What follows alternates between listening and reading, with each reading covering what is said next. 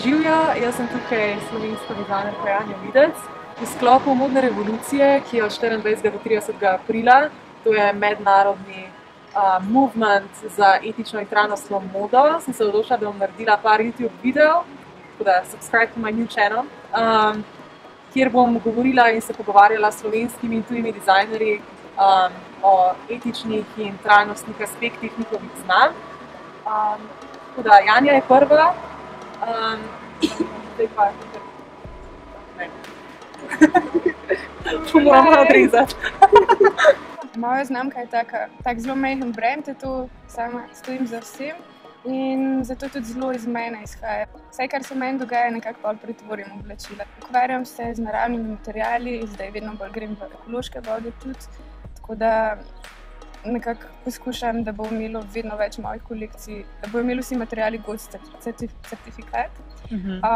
Basic kolekcija je bila lani lansirana, v bistvu že ima ta certifikat, zdaj pa pri zadnji kolekciji Taura sem delala neko reciklažo mojih zalog, materialov in vsega, kar se je nabralo, tako da se je izčistilo to, zdaj bo šlo pa tudi tako totalno ekološke vode vse skupaj. Pri vsaki kolekciji neko zgodbo izpostavim in da se ukvarjam z ženskimi arhetipi.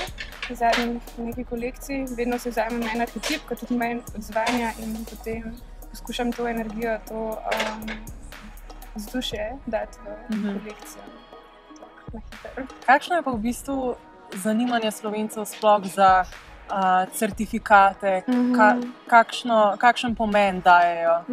Jaz mislim, da ful malo vemo o tem dejansko, da nimamo nekega pravega odnosa do tega sploh in da se mislim, pri nas je tako, da če rečeš GOC, je tako kaj je to, ker marsikje v tujini ima neko vrednost, če se ve, zakaj se gre. Pri nas smo pa zelo na začetku, ampak je tudi to okej, se začenja, nekje se pač mora vse začeti.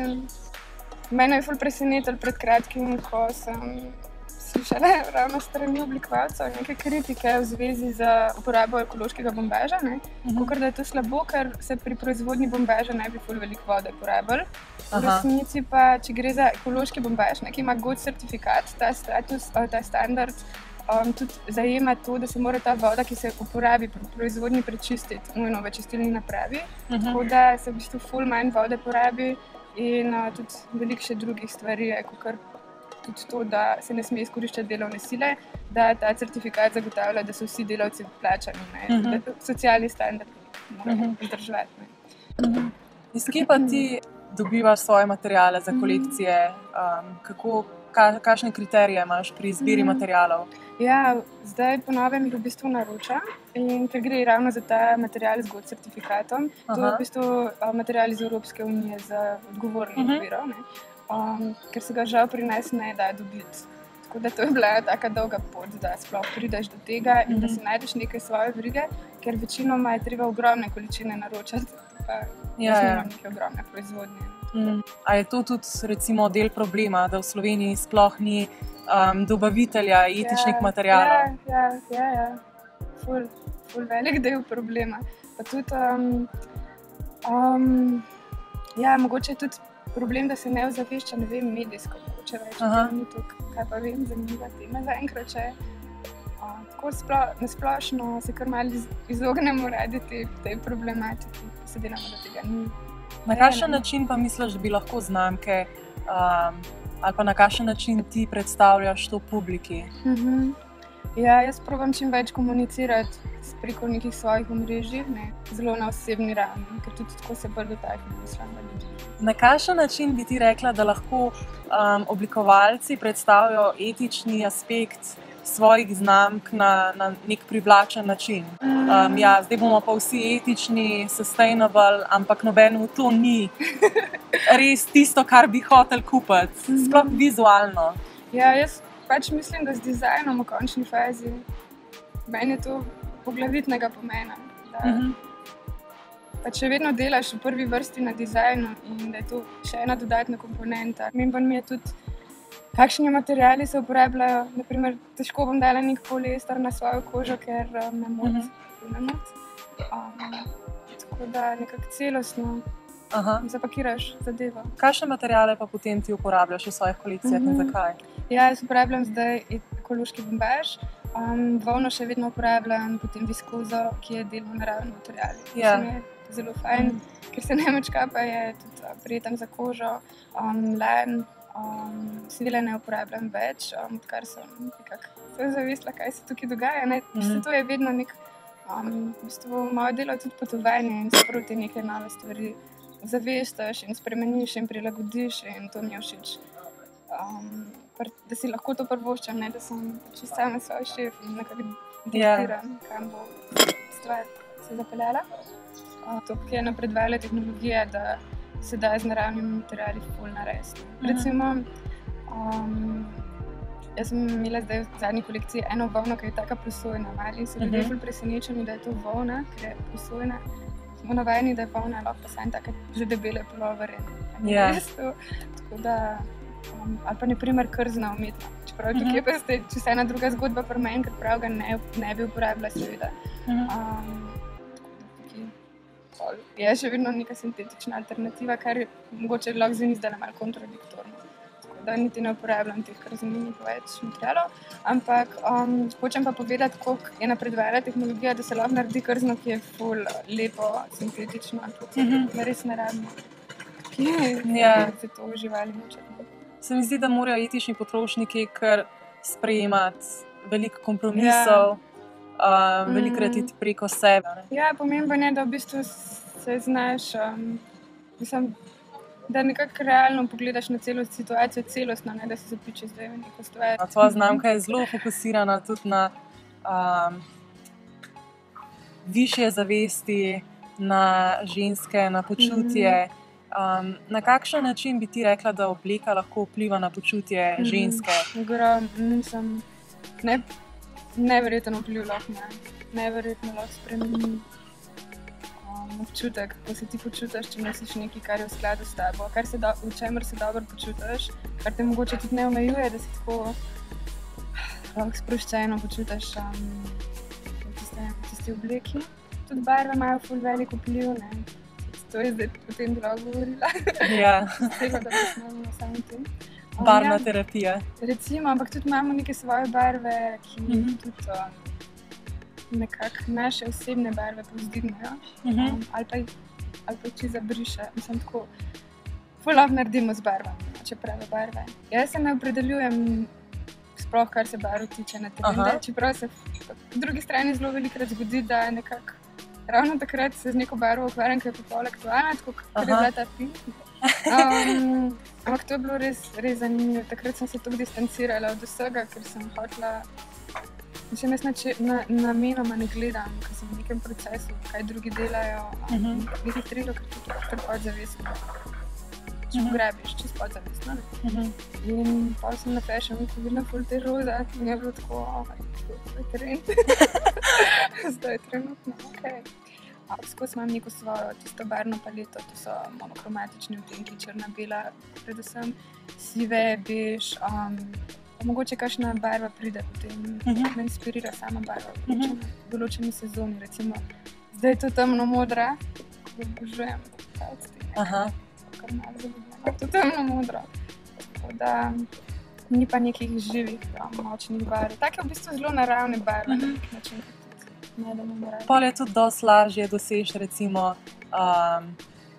koži prijazne barve, netoksične barve. Ne? Ja, če dizajner se ukvarja ali pa dizajnira bolj naravne kolekcije.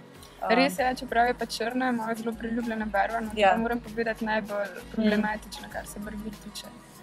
So sploh črna barvila med najbolj strupenimi in to lahko hitro vidimo. Naprimer, jaz, ko sem včasih še ta črn. Prej džins nosila, sem videla, lahko ga pereš 2 leti, pa bo še vedno tisti nek vonj noter. Ne vem, če vem to tako skušala. To je v bistvu zaradi barvil. Ampak je pa spet pri godcu, pri tem certifikatu so tudi pobarvana, ampak se spet tukaj uravnava, kakšna barvila so, tako da je tudi ta aspekt pokritni. Kateri certifikati pa bi rekla so najbolj pomembni ali pa kateri so najbolj cenjeni? Ravno godce, absolutno. Absolutno nekako na vrhu tukaj, kar pokriva tudi vse, kar drugi nudijo. Pač najvišji standard je, največ je kontrole. Mislim, zelo močno se kontrolira in pri prvi stopnji, ko se predeluje nek material, potem v bistvu skozi celo proizvodnjo, veliko je nekih noter vključenih nekih točk, recimo tudi to, da mora biti 95% ekološko predelanega tekstila. A misliš, da je perspektiva dizajnerjev tudi v tem, da posojajo obleke ali je samo kupovanje? Lahko je tudi posojanje, absolutno, ampak pol je tukaj lahko hiter problem, ne vem, kakšne poškodbe oblačila, kakorkoli, ne. Ali pa kakšno oblačilo, ki takoj nekako postane tvoje, ki ga enkrat oblečeš, da. Moj basic, ko so take delikatne stvari, ne vem, ne predstavljam si, da bi to nekdo nosil pa pol, da veš kar naprej prodati. Je tako. Se je treba vprašati, no. Pa tudi, jaz mislim, da nimam toliko visoko postavljenih cen, da sem tukaj zelo prizemljena in je pa spet vprašanje, kako se ti sploh splača posojati neke obleke, ne. No, sicer pa zelo podpiram seveda iz druge roke tudi oblačila, no, se mi zdi to čisto fajn.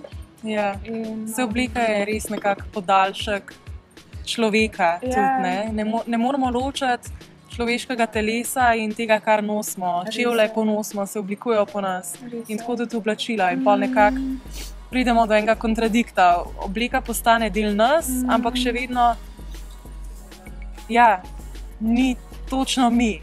In pol recimo nekateri se počutijo v redu v oblačilih druge roke, drugi to vzamejo zelo, ne morejo se v redu počutiti noter, ne? Jaz se žal ne moram, jaz mena tista, pa bi se ful rada, ker ful podpiram to in se mi zdi super, ampak spomnim se, da sem že večkrat hotela, pa sem čutila nekaj take, ne vem, zelo subtilno, da ni okej, ne vem. Ja.